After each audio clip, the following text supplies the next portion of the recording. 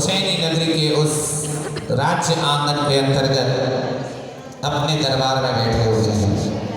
वह अपने मंत्री से मंत्रणा कर रहे हैं। राज्य के संचालन के बारे में गतिविधियों की जानकारी अपने मंत्री से प्राप्त कर रहे हैं। सुनिए क्या कहते हैं राजा बहुपाल। सुनो मंत्री, हमारा राजकाज कैसा चल रहा है? बस महाराज, सब राजपाट में तो सकुशल चल रहा है। प्रजा को किसी तरह का कष्ट नहीं महाराज। हे मंत्री, इतनी प्रजा यहाँ बैठी है, उनसे ही पूछ लो। सब सकुशल है ना? अरे बोलो भाई, सिद्धों की भूमि में कौन कुशलता पूर्वक नहीं होगा, सभी कुशल है। दवाई देता हूँ। चलिए, बहुत सुंदर। इस प्रकार यहाँ पर राजा बहुपाल ने अपने मंत्री से चर्चा की। अब राजा बहुपाल अपनी रानी से क्या कहते हैं, सुनिए। हे प्रिय प्राणवसूरी रानी, अब हमारी पुत्रियों की उम्र ज्ञान अर्जन करने लायक हो चुकी है। हमें उन्हें किसी गुरुकुल में भेज देना चाहिए। हाँ महाराज, आप बिल्कुल सही कह रहे हैं, भेज देना चाहिए उनको गुरुकुल में। ठीक है, दूध हाजिर हो, दूध हाजिर हो। महाराज प्रणाम, महाराज प्रणाम। क्या आदेश है महाराज? दूध जाओ, राजकुमारियों को लेकर आओ। अभी जाता हूँ महाराज। इस प्रकार राजा बहुपाल को अपनी दोनों पुत्रियों के ज्ञानार्जन की चिंता होती है। कौन ऐसे माता पिता होंगे जो अपने बच्चों के पढ़ाई को लेकर, अपने ज्ञान को लेकर के चिंता ना करते हों। दूध जाता है और दोनों ही पुत्रियों का, सरसुंदरी और मीना सुंदरी का राज दरबार में प्रवेश होता है। हे राजकुमारी, विराजमान।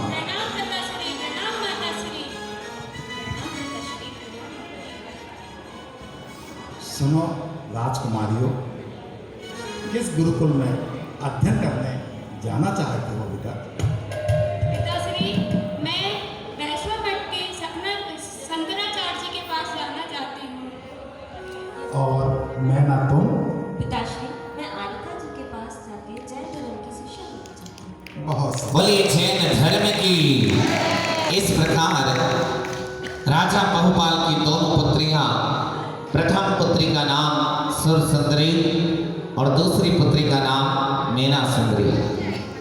वह अपनी दोनों पुत्रियों के ज्ञानार्जन, इससे हमें यह शिक्षा मिलती है कि स्त्री बालिकाओं के लिए शिक्षा का द्वार यदि कहीं खुलने के हमें लक्षण या कहीं खुलने की हमें शिक्षा प्राप्त होती है, तो आप जानते ही हैं भगवान आदिनाथ की दो पुत्रियां हुई, ब्राह्मी और सुंदरी।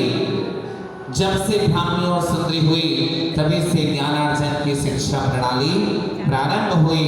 तो यहाँ पर सर्वमत अधिकार, स्त्रियों को शिक्षा का पूर्ण अधिकार है, यह बात यहाँ पर हमें समझना चाहिए। यहाँ पर राजा बहुपाल ने अपनी प्रथम पुत्री सुरसुंदरी से कहा, तो उन्होंने कहा मैं शंकराचार्य जी के पास में वैष्णव मत में अपनी शिक्षा को प्राप्त करना चाहती हूँ। और फिर मीना सुंदरी से कहा, तो उन्होंने कहा मैं आरिका माता के संघ में जाकर उनसे शिक्षा ग्रहण करना चाहती हूँ। पिता ने कहा ठीक है पुत्रियों, जाओ। दोनों पुत्रियां अपने स्थान से खड़ी हो जाती हैं और अपने माता पिता को प्रणाम करके, उनका आशीर्वाद लेकर के अपने शिक्षा को ग्रहण करने के लिए आगे बढ़ जाती हैं। दूत दोनों पुत्रियों को लेकर के गुरुकुल की व्यवस्था में उन्हें शिक्षा के लिए वहाँ पर छोड़ आते हैं और धीरे धीरे धीरे समय बीतता चला जाता है। जिस प्रकार से घड़ी की सुइयां टिक टिक टिक आगे की ओर बढ़ती है, वैसे ही दोनों पुत्रियां अपने शिक्षा के काल को धीरे धीरे पूर्ण करते हुए अपने संपूर्ण ज्ञानार्जन को प्राप्त करने लगती हैं। और आइए हम आपको लेकर के चलते हैं उस दूसरे दृश्य की तरफ, जहां चंपापुर नगर के अंतर्गत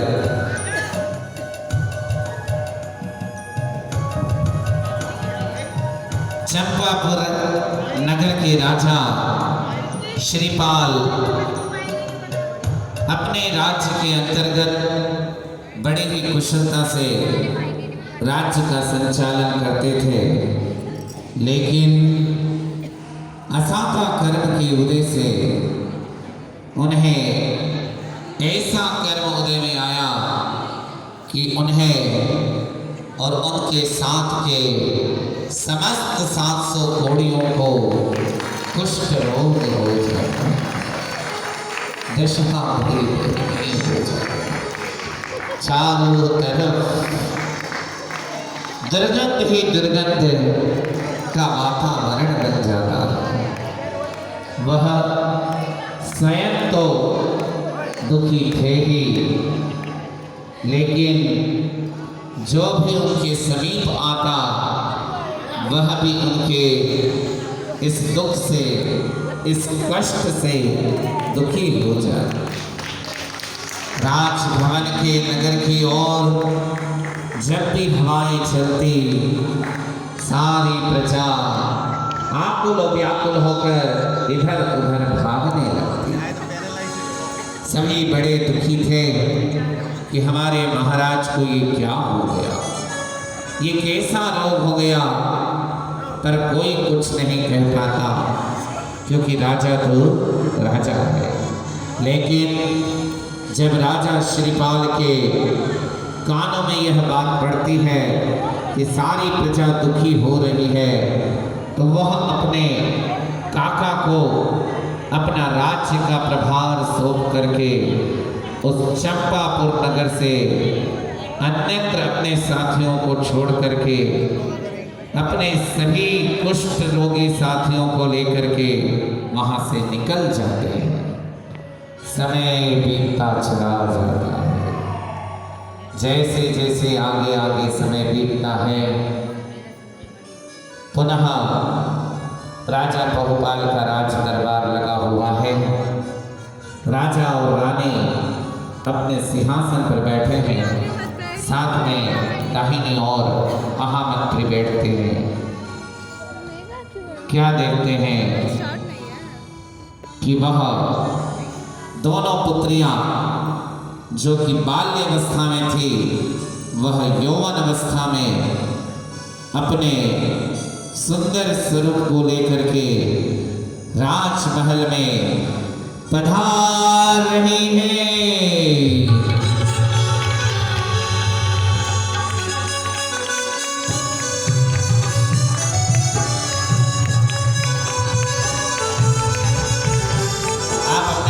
प्रयोग कर सकते हैं। दोनों हाथों से जोरदार तालियों के साथ अभिनंदन करें।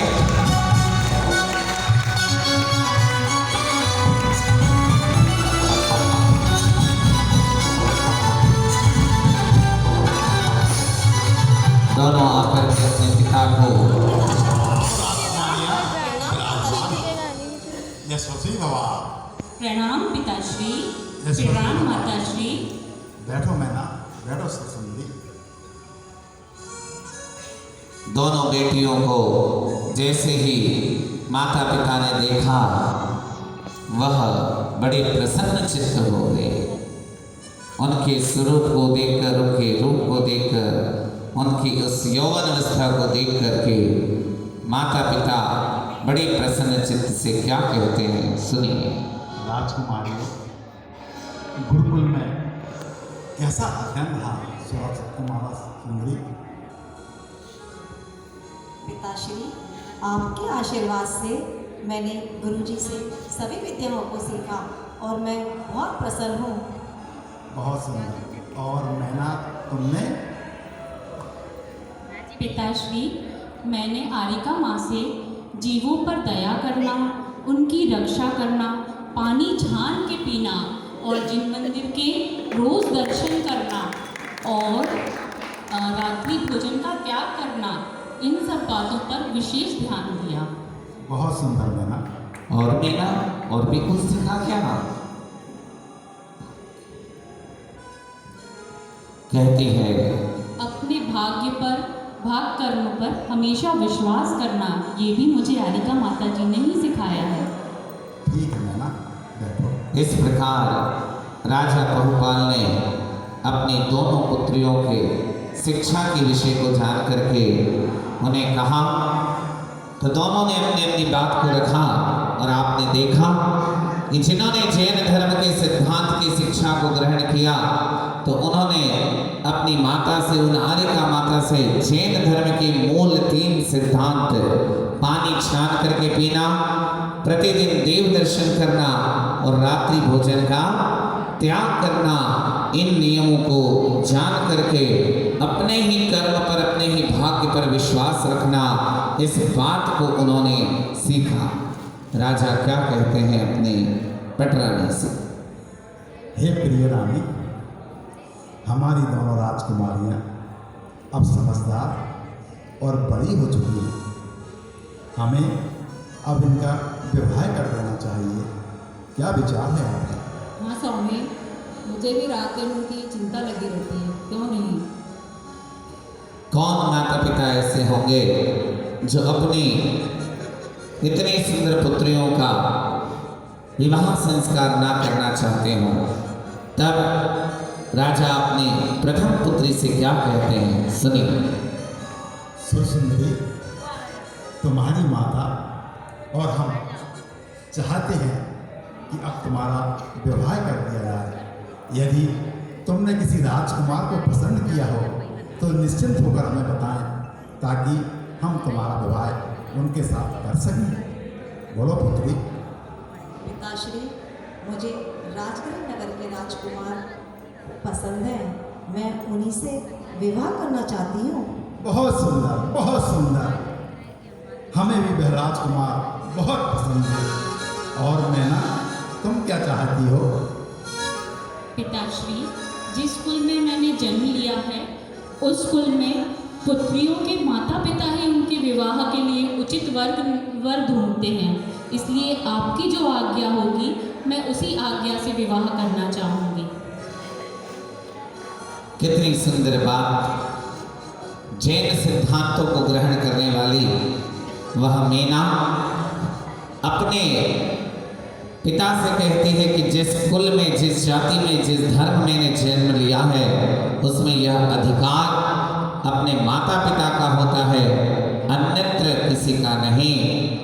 मैं अपने माता पिता की पूर्ण आज्ञा का पालन करके जो मेरे भाग्य में होगा, उस अनुसार मुझे वह प्राप्त हो जाएगा।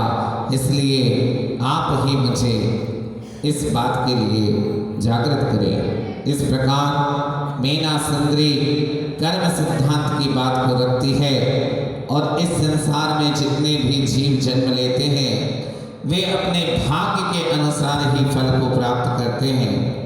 मीना की इस तरह की बातों को सुनकर राजा मन ही मन बड़ा क्रोधित हो जाता है।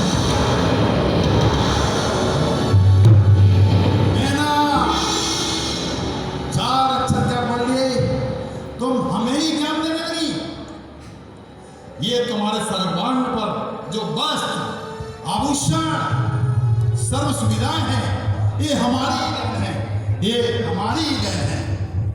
नहीं पिताजी, जो कुछ मुझे मिला है, मेरे कर्म फल के ही उदय से मिला है, और मुझे आगे भी जो प्राप्त होगा, वो सब मेरे कर्म फल के उदय से ही प्राप्त होगा।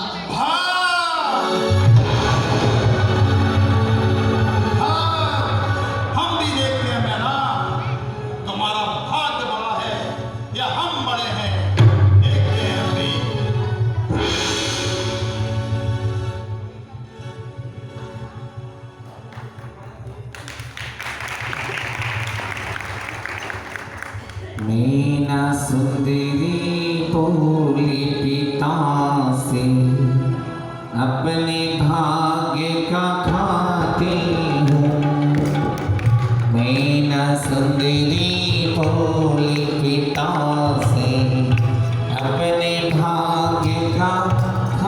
चाहती हूँ। मात्र क्या कहा, उसने इतना ही कहा कि मुझे जो कुछ मिला है वो मेरे कर्म का फल है। यदि आप ये कह रहे हैं कि मेरे को जितना भी राज्य सुख वैभव या जो भी प्राप्त हो रहा है वो आपके कारण है, तो हे पिताश्री यह आपकी भूल है। उस बात से क्रोधित होकर के राजा बड़ा ही आकुल व्याकुल हो जाता है। समय बीतता चला जाता है। राजा के मन में यह बात घर कर गई थी कि इस मैना को अवश्य रूप से मैं इसके भाग्य की बात को समझा करके रहूंगा। और राजा श्रीपाल अपने साथियों के साथ चंपापुर नगर से घूमते घूमते घूमते उज्जैनी नगर के बाहर एक उद्यान में आकर के ठहर जाते हैं और राजा अपने मंत्री के साथ नगर भ्रमण की ओर निकलते हैं। सारी नगर प्रजा का हाल चाल देखने के लिए वह पूरे नगर का भ्रमण कर रहे हैं। और उसी बीच जब वे उस उद्यान के पास से निकलते हैं, बड़ी दुर्गंध वहां से आती है। हे मंत्री, जी महाराज। ये अत्यंत दुर्गंध कहाँ से आ रही है, जरा पता करो। जी देखो महाराज।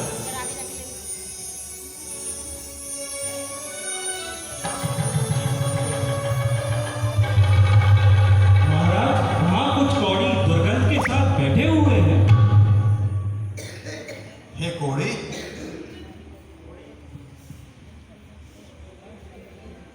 मैं उज्जैनी नगरी का राजा तुम्हारे साथ अपनी मैना का विवाह करना चाहता हूँ। राजकुमारी का विवाह करना चाहता अरे क्या कह रहे हैं हूँ। मंत्री, आपकी तैयारी की जाए। राजा हट, क्रिया हट और साधु हट। यदि राजा एक बार कोई बात को ठान ले तो वह उसको पूर्ण करके ही रहता है। श्रीपाल ने बहुत मना किया लेकिन राजा नहीं माना। और मंत्री क्या कहते हैं? महाराज, हमारी रानी इतनी सुंदर और इस कौड़ी के साथ विवाह? नहीं, हम भी देखना चाहते हैं भाग्य बड़ा है या हम। किंतु महाराज, कुछ नहीं, शादी की तैयारियां की जाएं। जैसे ही राजमहल में यह खबर पहुंचती है, रानी भी सोचती है, वह राजा से कहती है कि हे राजन, यह कैसा आपका निर्णय है? इतनी सुंदर सुकोमल कन्या को, मेरी पुत्री को है स्वामी। हे स्वामी, आप ये क्या अनर्थ करने जा रहे हैं? मेरी इतनी सुंदर पुत्री का विवाह आप कौड़े के साथ करना चाह रहे हैं। मैं ऐसा कभी नहीं होने दूंगी। नहीं रानी, नहीं महाराज, नहीं रानी, जो निर्णय हो गया हो गया। सुरसुंदरी भी अपनी बहन के लिए दौड़ी दौड़ी चली आती है और अपने पिता के पास पहुंचती है। हे पिताश्री, रोक दो इस विवाह को। पिताश्री, रोक दो इस विवाह को। नहीं, आज ये निर्णय होकर रहेगा भाग्य बड़ा है या हम। ये शादी की तैयारियां शुरू की जाएं। नहीं पिताश्री, नहीं। निर्णय बदला नहीं करते, हमारा निर्णय अटल है। शादी की तैयारियां, मंत्री जी, शादी की तैयारियां शुरू की जाए, आरंभ की जाए। जो आज्ञा महाराज। इस प्रकार मैना सुंदरी को लेने के लिए उनकी माता और उनकी बहन उनके समीप पहुंच जाती। माता जी, इधर है मैना सुंदरी। मैना सुंदरी को राजमहल में लेकर के आती है और उनके नेक चांद, हल्दी, तेल, मेहंदी, भले ही वह अपने रोते हुए क्योंकि राजा ने तो ठान लिया कि अब विवाह होना ही है, तो वह सभी संस्कारों को करना प्रारंभ करती है। बीच में मैना सुंदरी को बैठा देती है और उनके सभी नेक चार संस्कार प्रारंभ होते हैं। और सखियों, अजय दूसरा सब्जियां भी अजय साथ गली में शोर भारी है, गली में शोर भारी है, अरे किसकी शादी है, गली में शोर भारी है, अरे किसकी शादी है। आपके यहाँ शादी होती है तो ऐसे ही बजे रहती हो? आपके घर में जब शादी होती है तो ऐसे ही बजे रहती हो क्या? इनको पता है कि बुल्लभ में कुछ मिलेगा नहीं, इसलिए सब ऐसे ही बैठे हैं। गली में गली में शोर भारी है, अरे किसकी शादी है, गली में शोर भारी है, अरे किसकी शादी है। बनी ने पापा से पूछा, बनी की मम्मी से पूछा, उन्होंने उसने फरमाया मेरी बन्नी की शादी है, गली में शोर भारी है, अरे किसकी शादी।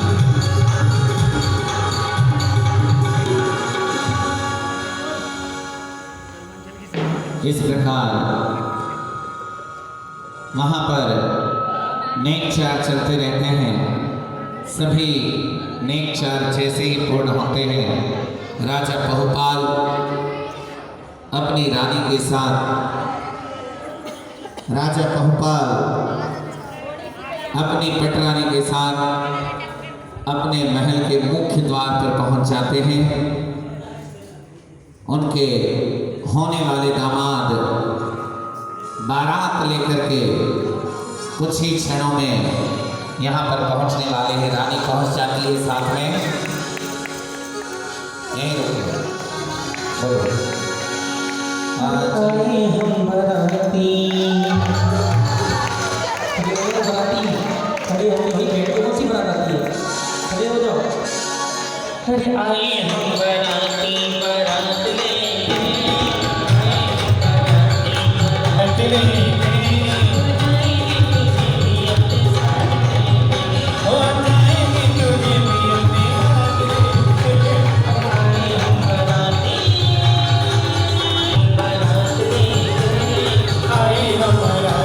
वर को तिलक करती है। अपने होने वाले जवाई राजा को बड़े ही रुद्र मन से वह अपनी इतनी सुंदर पुत्री को, लेकिन अपने अश्रुओं को भी विराम देकर के अपने पिता के निर्णय को स्वीकार करने वाली मैना के शगुन के लिए सब रोते हैं। यहाँ तक कि बच्चा बच्चा नगर नगर प्रजावासी रुदन करने लगता है।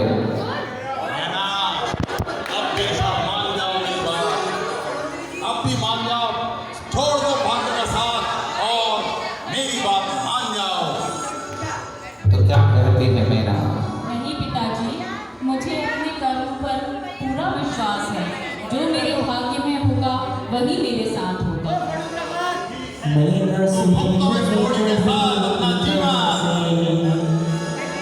मैना सुंदरी कहे पिता से, भाग्य उदय जब आएगा, होगी पड़ी जो दिया आपने, हम देंगे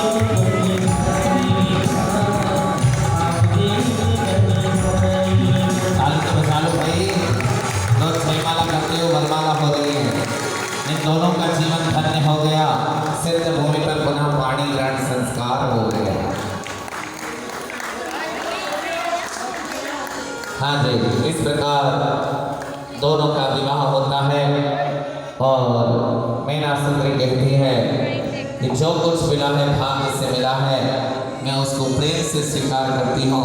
और विदाई का वह अनुपम दृश्य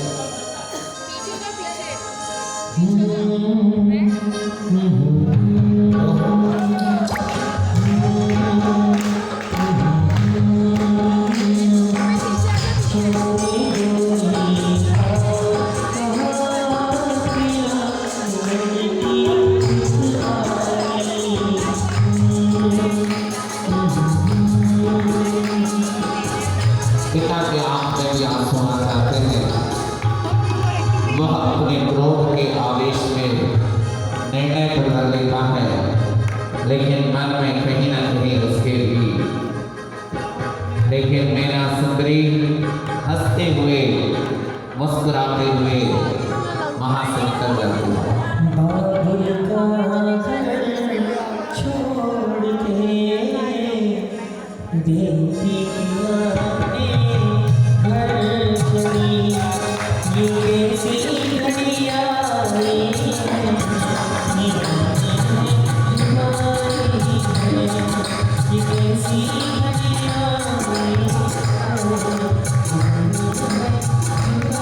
आप जो यह प्रस्तुति देख रहे हैं, यह कुछ घंटों की प्रस्तुति तैयार की गई है। शाम को ठीक 4-4:30 बजे ये सभी पात्र आए और इन्हें यह सब कुछ समझाया गया। एक बार जोरदार ताली बजा करके इनके लिए। इस प्रकार वह राजा श्रीपाल समय बीतता चला जाता है और निरंतर अपने पति श्रीपाल की और समस्त उनके साथियों की सेवा में दिन रात वह मेना सुंदरी लगी रहती है।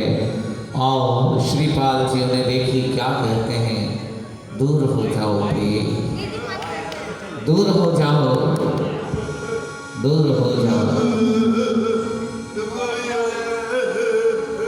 वो कहते हैं मुझसे दूर हो जाओ, लेकिन मेरा सुंदरी कहती है नहीं स्वामी, यही मेरा धर्म है। आप मुझे ये करने से ना रोकें। मुझे कुछ नहीं होगा स्वामी, मुझे कुछ नहीं होगा। कर्मों की है ये माया, कर्मों के खेल सारे हैं, कर्मों की सजा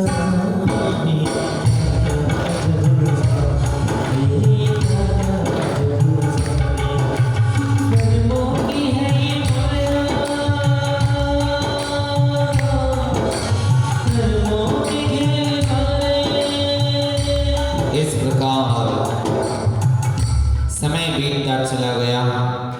मेना निरंतर अपने पति श्रीपाल की और समस्त उनके साथियों की सेवा करती रहती, मलहम करती, पट्टी करती, सब कुछ करती, और लेकिन अपने कर्तव्य से कभी विमुख नहीं होती।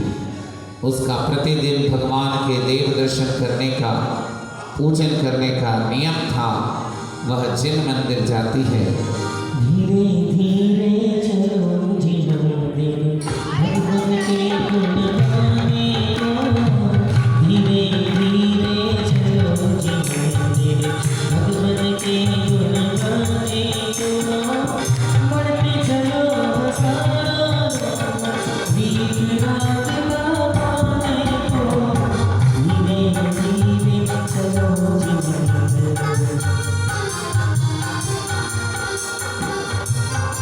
इस प्रकार वह जिनेंद्र भगवान के मंदिर में जाकर के भगवान की अभिषेक, पूजन आदि समस्त नित्य कर्म क्रियाओं को करती है। और जैसे ही वह पूजा से निवृत्त होती है, गुरुदेव के समक्ष दर्शन को पहुंचती है। उसे जिन मंदिर में साक्षात जैसे आचार्य परमेष्ठी भगवंत विशुद्ध सागर जी गुरुदेव यहाँ पर विराजमान है, वैसे ही उस जिन मंदिर में वह मुनिराज के चरणों में जाकर के क्या कहती है, सुनिए। हे महाराज, हे स्वामी, हे दिगंबर मुनि, मुझे ये बताइए मेरे किस कर्म फल के उदय से मेरे पति और उनके साथियों को ये भयंकर कुष्ठ रोग हुआ है। कृपा करके मुझे इसका कारण बताइए। बैठी मुनि को करी नमस्कार, निज निंदा करती बार बार। धरि अश्रु नयन कही मुनि सो सुखद कहानी, फल पायो मैं नादानी। इस प्रकार मुनिराज के चरण में जा करके मैना सुंदरी नमोस्तु निवेदन करके कहती है, हे स्वामी, कौन से मेरे अशुभ कर्म का ऐसा उदय हुआ? मेरे तो हुआ सो हुआ, लेकिन श्रीपाल जी के और उनके साथियों के ऐसा कौन सा उदय था कि जिसके कारण यह कुष्ठ रोग उदय हुआ? तब गुरुदेव कहते हैं, बोले मुनि पुत्री धैर्य धरो, श्री सिद्ध चक्र का पाठ करो। नहीं रहे दुष्ट की तन में नाम निशानी, फल पायो मैं नादानी। इस प्रकार मुनिराज कहते हैं, हे पुत्री, धैर्य धरो, यह सब कर्म की दशा है। इन श्रीपाल जी ने, जो आपके पति हैं, और इन उनके साथियों ने मिलकर के मुनिराज की निंदा की थी, जिसका इन्हें यह फल प्राप्त हुआ है। लेकिन कर्म से मुक्त होने का सबसे सरल और सटीक उपाय है भगवान की पूजा, भक्ति और आराधना। आप जिनेंद्र भगवान की प्रतिदिन पूजन तो करते ही हैं, लेकिन एक ऐसी भक्ति करें, सिद्धों का ऐसा गुणगान करें कि जिससे आप निश्चित रूप से मान करके चलें कि आपके कष्टों का निवारण होगा ही होगा। तब मुनिराज कहते हैं कि हे पुत्री, जाओ और जाकर के सिद्ध क्षेत्र की पावन धरा पर श्री सिद्ध चक्र महामंडल विधान की रचना कर अष्टानिका महापर्व में यह आराधना करो और यंत्र राज की स्थापना करके उसके जल को सर्वत्र इन रोगियों के ऊपर क्षेपण करो। निश्चित मान करके चलना कि तेरे कष्ट का निवारण होगा। मुझे धर्म पर पूरा श्रद्धान है। बोलिए अहिंसामयी जैन धर्म की।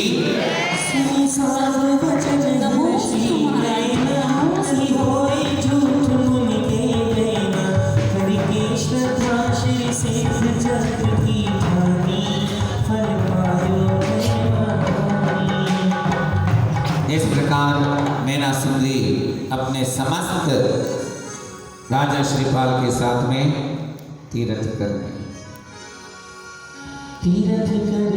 चली सती निज पति का कुष्ठ मिटाने को। तीर्थ करने चली सखी निज पति का कुष्ठ मिटाने को। अष्ट कर्म के नाश करने को, सिद्ध चक्र को उठाने को।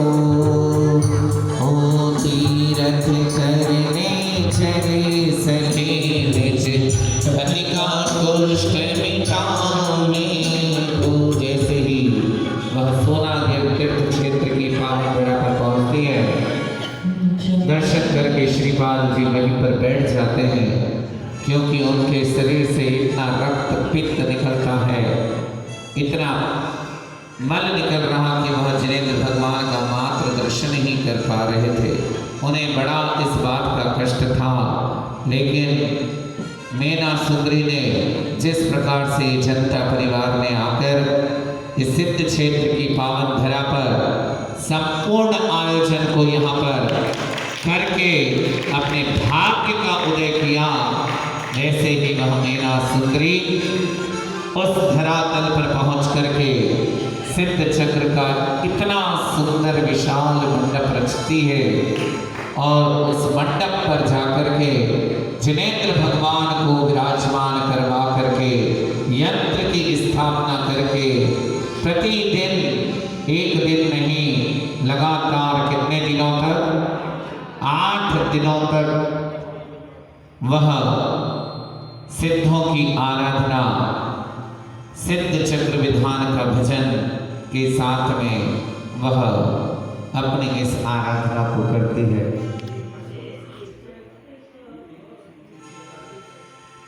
सिद्ध चक्र का पाठ करोगे।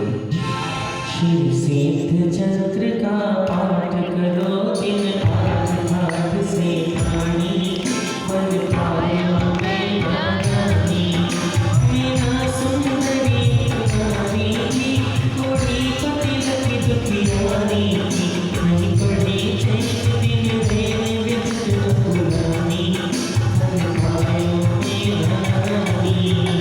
इस प्रकार लगातार 8 दिनों तक वह सिद्धों की महा आराधना करती है और प्रतिदिन वह गंधोदक ले जाकर के अपने पति श्रीपाल और उनके सभी साथियों पर उस गंधोदक को छिड़कती है। गंधोदक छिड़कत वसुदेव में महिला पुष्ट किंचित तन में गंधोदक छिड़कत वसुदेव में महिला पुष्ट किंचित तन में कई सात शक्ति की माया सुर समानी पर तारू में रानी शिव से भाग करो दिन रात से पानी पर पायो में रानी। इस प्रकार क्या देखते हैं? आश्चर्य आश्चर्य आश्चर्य। जिनेंद्र भगवान की भक्ति का यह परिमाण कि जैसे ही लगातार 8 दिनों तक वह श्रद्धा पूर्वक भगवान की भक्ति करते हुए गंधोदक भगवान के छींटती है ला करके, वैसे ही श्रीपाल जी का कुष्ठ रोग दूर हो जाता है और वे सर्वप्रथम जिनेंद्र भगवान की आराधना करते हैं, भक्ति करते हैं और जैसे ही राजा बहुपाल को भी पता चलता है कि उन्होंने अपनी पुत्री का जिसके साथ विवाह किया था, वह पुत्री जिसकी जिन धर्म पर बड़ी श्रद्धा थी, वह निरंतर प्रभु की भक्ति करते हुए अपने स्वामी श्रीपाल को लेकर के तीरथ तीरथ घूमती हुई चलो करें हम तीर्थ वंदना, अवसर बड़ा महान है। चलो करें हम तीर्थ वंदना, अवसर बड़ा महान है। जहाँ जीव को मिले शांति वही तीर्थ स्थान है। और जहाँ जीव को मिले शांति वही तीर्थ स्थान है। चलो करें हम तीर्थ वंदना, अवसर बड़ा महान है।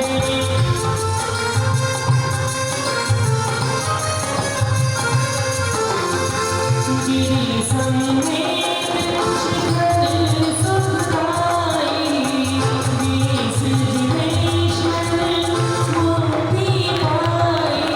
एक बार मंदिर जो कोई स्थान नरक नहीं होई। एक बार मंदिर जो कोई स्थान नरक पशुपति नहीं होई। यहाँ सत्य है शिव श्री का सम्मान है। चलो करें हम तीर्थ वंदना, अवसर बड़ा महान है। इस प्रकार जैन धर्म की चारों तरफ जय जयकार होने लगती है और जैन धर्म की जय हो, जैन धर्म की जय हो, जैन धर्म की जय हो। और सभी लोग खड़े हो जाते हैं और जैन धर्म की इस महिमा का वर्णन देखते हुए सभी भक्त भक्ति में जितने भी भक्त यहाँ पर बैठे हैं वे सभी एक साथ यहाँ पर भक्ति करने लग जाते हैं कि जैन धर्म की यह महिमा है कि जो प्रभु की पूजा करते हैं पूजा उनको फल देती है और पूजा जीवन के हर संकट को हर लेती है। ऐसे जिनेंद्र भगवान की भक्ति आराधना में एक बार जोरदार तालियों के साथ में